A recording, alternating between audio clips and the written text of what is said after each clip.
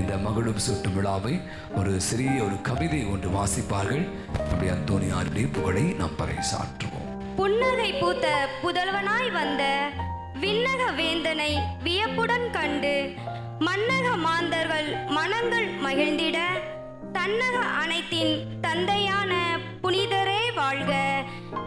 திருநாள் அன்று திரளாய் வந்தவரில் அருள்வா என்று அண்டிய ஒருவர் இருகரம் கூப்பி லீலி மலர் வைக்க இரு மலர் பூக்க புதுமை செய்தவரே வாழ்க.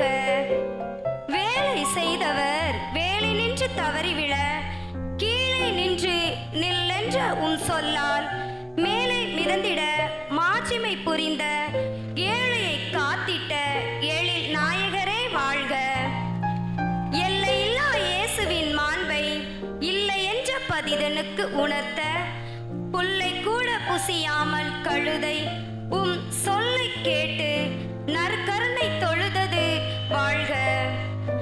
பறந்து விரிந்த ரிமினி கடற்கரையில் திறந்த மனமுடைய திரளான மீன்களுக்கு சிறந்த முறையில் போதனைகள் புரிந்த சுரந்த அருளை சுரமாய் அளித்தவரே வாழ்க.